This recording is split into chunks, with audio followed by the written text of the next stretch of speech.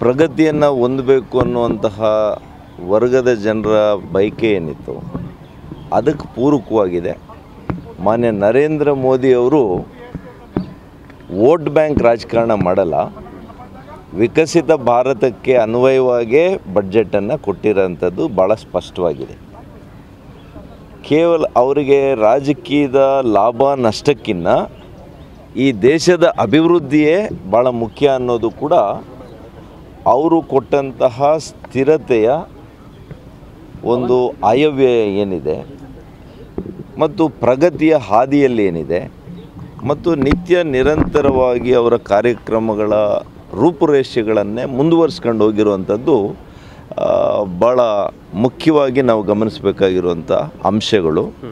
ವಿಶೇಷವಾಗಿ ನಮ್ಮ ಕಾಂಗ್ರೆಸ್ ಸರ್ಕಾರಗಳು ಏನೇನಿದೆ ಈ ದೇಶದಲ್ಲಿ ಅವ್ರಿಗೆ ಕೂಡ ನಯವಾಗಿ ಬುದ್ಧಿ ಹೇಳಿರುವಂಥ ಕೆಲಸನೂ ಮಾಡಿದ್ದಾರೆ.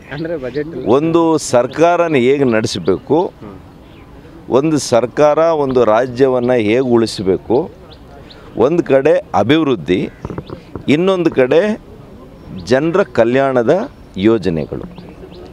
ಒಂದು ರಾಜ್ಯನ ದಿವಾಳಿ ಆಗಿ ಮಾಡದಿರ ಆರ್ಥಿಕವಾಗಿ ಸದೃಢತ್ವವನ್ನು ಹೇಗೆ ಕಾಪಾಡಿಕೊಳ್ಬೇಕು, ಸದೃಢ ಆಗಬೇಕು, ಅದಕ್ಕೆ ಈ ಒಂದು ಆಯವ್ಯಯ ನಿಜವಾಗಿಯೂ ಕೂಡ ನಮಗೆ ಸಂತೋಷವನ್ನು ತಂದಿದೆ.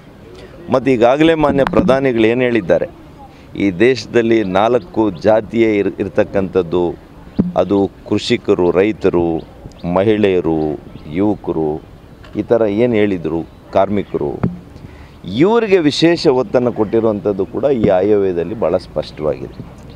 ಕೃಷಿಗೆ ಕೊಟ್ಟಿರ್ತಕ್ಕಂಥದ್ದು, ಗ್ರಾಮೀಣ ಅಭಿವೃದ್ಧಿಗೆ ಇಷ್ಟು ದೊಡ್ಡ ಒಂದು ಅನುದಾನವನ್ನು ನೀಡಿ 20,000ಕ್ಕೂ ಹೆಚ್ಚು ಗ್ರಾಮೀಣ ಪ್ರದೇಶದ ಹಳ್ಳಿಗಳನ್ನು ಲಿಂಕ್ ಮಾಡ್ತಾ ಇದ್ದಾರಲ್ಲ, ಇದು ಭಾಳ ವಿಶೇಷ.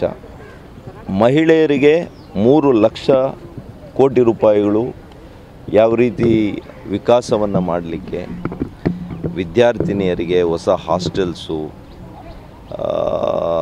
ಈ ಥರದ್ದು ಅನೇಕ ಕಾರ್ಯಕ್ರಮಗಳು ಇದರಲ್ಲಿದ್ದಾವೆ. ಮತ್ತು ನನಗೆ ಭಾಳ ಸಂತೋಷ ಆಗಿರೋಂಥದ್ದು 15 ದಿವಸಗಳ ಹಿಂದೆ ಏನು ಮಾನ್ಯ ನಿತಿನ್ ಗಡ್ಕರಿರವರನ್ನು ಭೇಟಿ ಮಾಡಿ ನಾನು ಬೆಂಗಳೂರು ಹೈದರಾಬಾದ್ ನಡುವೆ 12 ಲೇನಿನ ಕಾರಿಡಾರ್ ಬಗ್ಗೆ ಪ್ರಸ್ತಾಪವನ್ನು ಕೊಟ್ಟಿದ್ದೆ. ಅದು ಇವತ್ತು ಬಡ್ಜೆಟ್ ಅಲೋಕೇಶನನ್ನು ಕೂಡ ಮಾಡಿದ್ದಾರೆ. ನಾನು ರಾಜ್ಯದ ನಾಡಿನ ಪರವಾಗಿ, ನನ್ನ ಕ್ಷೇತ್ರದ ಪರವಾಗಿ ನಾನು ಅವರಿಗೆ ವಿಶೇಷ ಕೃತಜ್ಞತೆಯನ್ನು ಮಾನ್ಯ ಪ್ರಧಾನಿಗಳಿಗೂ ಮತ್ತು ನಿತಿನ್ ಗಡ್ಕರಿ ಅವ್ರಿಗೆ ಹೇಳಲಿಕ್ಕೆ ಬಯಸ್ತೇನೆ.